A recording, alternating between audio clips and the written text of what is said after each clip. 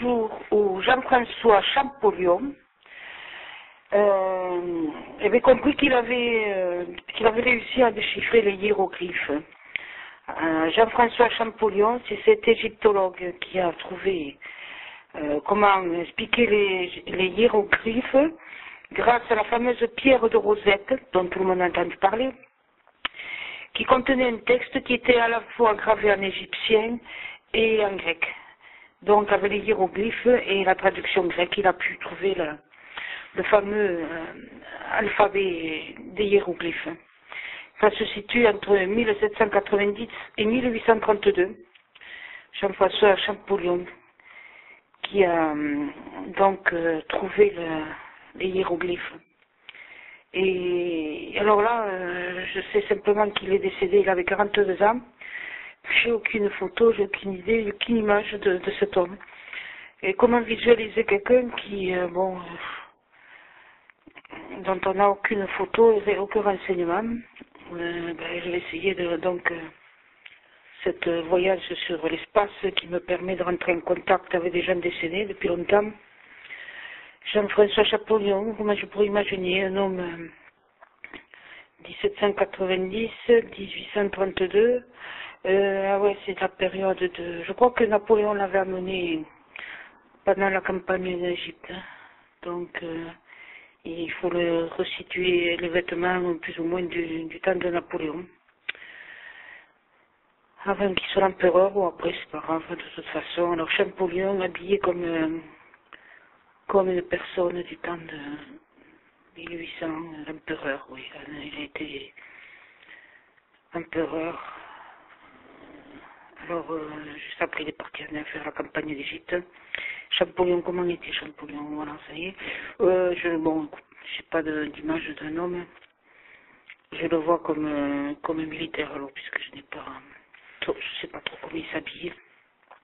Jean-François Champollion, égyptologue, un Français. Il a les cheveux frisés, un peu poudrés. Il est moyennement grand, de 75 mètres 78, il a les cheveux clairs, je pense. Et c'est un homme très concentré, c'est pas un homme qui s'exclame à tout bout de champ. C'est un homme qui ne bouge que avec certitude de ce qu'il va faire, ou ce qu'il va se trouver, ou ce qu'il va dire. Voilà comment était Jean-François Champollion.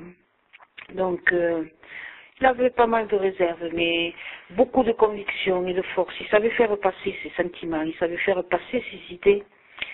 Et donc, c'était un homme quand même, bien planté dans son milieu de l'époque, quoi. C'était un grand bourgeois, et réservé, mais droit, juste.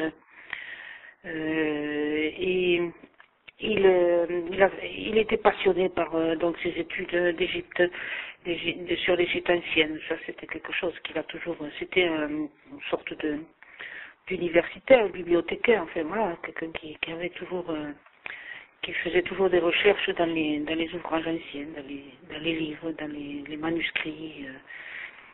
Et il a été sur place, bien évidemment, puisqu'il a participé, je pense, à la campagne d'Égypte. Il a donc... c'est un homme qui devait avoir un votier, c'est étrange, il avait des problèmes de gorge, il devait avoir des angines ou des claquements, des ennuis, parce que de toute façon, il se retenait toujours. C'est un homme qui était très bien éduqué, donc il se retenait en permanence, c'est ce qui fait que il a dû, je sais pas de quoi il est mort, mais moi je dirais qu'il est mort d'un problème de poumon ou de respiration. Il se tient trop souvent la gorge, comme je le vois, et un peu trop... Alors je vois une femme et deux enfants, une femme très belle avec deux enfants, une femme très romantique, et deux enfants assez jeunes qu'il a laissés quand il est mort. Et donc essayons de le voir avec la pierre de Rosette. Ah, il est gaucher, tiens, il écrit de la main gauche. Il écrit de la main gauche.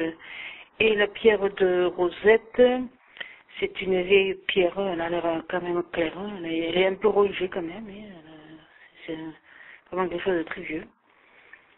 Et elle est rongée, mais je pense qu'elle est lourde, ça pèse, c'est un gros morceau très dense, un caillou quoi, une pierre. Et il écrit de la main gauche, il rature, il écrit. Et il calcule, il suppute. Parfois, il est à moitié couché sur son travail. D'autres fois, il raye et puis il tape la pointe de son crayon.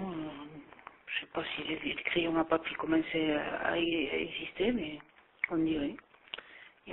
Ça n'a pas l'air d'être des plumes avec de l'encre, comme je sais pas. On dirait qu'il écrit avec un crayon à papier, quoi. Voilà. Il devait juste commencer à exister à ce moment-là. Et il casse souvent les mines, apparemment. Il raye, il tape, il réfléchit. Il passe des nuits entières à la chandelle, non, à moitié endormi, à moitié couché sur la pierre, à moitié éveillé. Et il est enfiévré, et il a les yeux fatigués qui lui sortent presque de la tête tellement il a les yeux gonflés. Et il veut rien savoir, il faut absolument... Ça devient une obsession complète et totale, et sa femme essaie de le distraire. Elle vient avec un jeune enfant dans ses bras, mais lui, oui, il sourit, et puis tout à coup, il sourit très, très peu, hein, parce que son sourire est plus ou moins figé. Et tout à coup, il se remet à faire des dessins, à réfléchir, à écrire, à comprendre ce qu'il fait. Et ça dure très longtemps, plusieurs mois, et avant qu'il finisse par comprendre. Et puis, ça devait être un jour qu'il faisait très chaud, puisque tout à coup, quand il a compris, il se rejette en arrière sur son siège, et il allait transpirer en grosse-goutte. Tout à coup, il s'aperçoit qu'il avait très chaud, qu'il transpirait en grosse-goutte. Et en même temps, il a froid parce que la transpiration lui